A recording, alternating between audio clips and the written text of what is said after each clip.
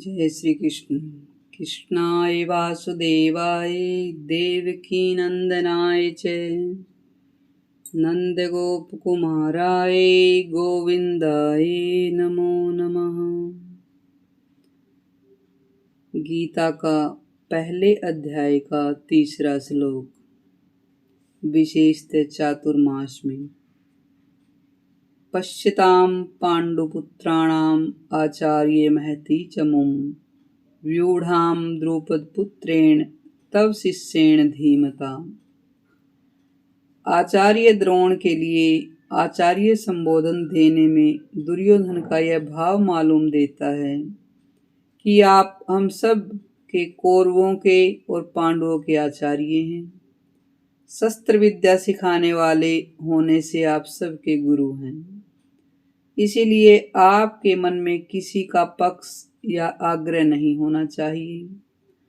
तब शिष्येण धीमता, इन पदों का प्रयोग करने में दुर्योधन का भाव यह है कि आप इतने सरल हैं कि अपने मारने के लिए पैदा होने वाले धृष्टद्युम्न को भी आपने शस्त्र की विद्या सिखाई है, और वह आपका शिष्य धृष्टद्युम्न इतना बुद्धिमान है कि उसने आपको मारने के लिए आपसे ही अस्त्र शस्त्र की विद्या सीखी है।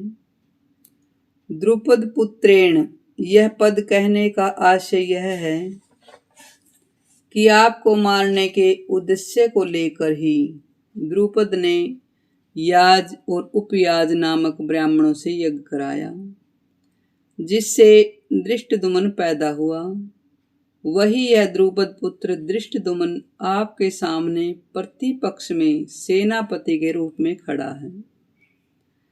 यद्यपि दुर्योधन यहाँ द्रुपद पुत्र के स्थान पर धृष्टद्युम्न भी कह सकता था, तथापि द्रोणाचार्य के साथ द्रुपद जो वैर रखता था, उस वैर भाव को याद दिलाने के लिए दुर्योधन यहाँ द्रुपद पुत्रेण शब्द का प्रयोग करता है, और अब वैर निकालने का अच्छा मौका है, ऐसी वह कोशिश कर रहा है। पांडुपुत्राणाम एताम व्यूढ़ां महती चमुम पश्य, द्रुपद पुत्र के द्वारा पांडवों की इस व्यूहकार खड़ी हुई बड़ी भारी सेना को देखिए।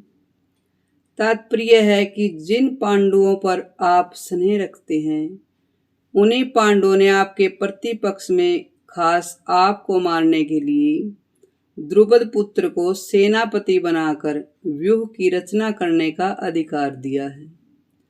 अगर पांडव आपसे स्नेह रखते तो कम से कम आपको मारने वाले को तो अपनी सेना का मुख्य सेनापति नहीं बनाते, इतना अधिकार तो नहीं देते। परंतु सब कुछ जानते हुए भी उन्होंने उसी को सेनापति बनाया है।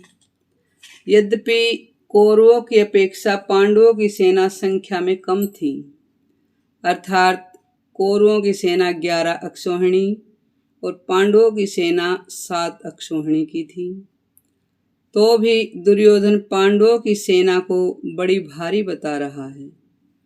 पांडवों की सेना को बड़ी भारी कहने का में 2 भाव मालूम देते हैं। एक तो पांडवों की सेना में ऐसे ढंग से व्यूहकार खड़ी हुई है जिससे दुर्योधन को थोड़ी सेना भी बहुत अधिक दिख पड़ रही है। दूसरा भाव यह है कि पांडव सेना में सब के सब योद्धा एक मत के थे। इस एकता के कारण पांडवों की थोड़ी सेना भी बल में उत्साह में बड़ी मालूम दे रही है। ऐसी सेना को दिखाकर दुर्योधन द्रोणाचार्य से कहना चाहता है कि युद्ध करते समय आप इस सेना को सामान्य और छोटी ना समझें, आप विशेष बल लगाकर सावधानी से युद्ध करें। पांडवों का सेनापति है तो आपका शिष्य द्रुपद ही, अतः उस पर विजय करना आपके लिए कौन सी बड़ी बात है। एताम पश्य कहने का तात्पर्य यह है कि यह पांडव सेना युद्ध करने के लिए तैयार होकर सामने खड़ी है, अतः हम लोग इस सेना पर किस तरह विजय पा सकते हैं, इस विषय में आपको जल्दी से जल्दी निर्णय लेना चाहिए।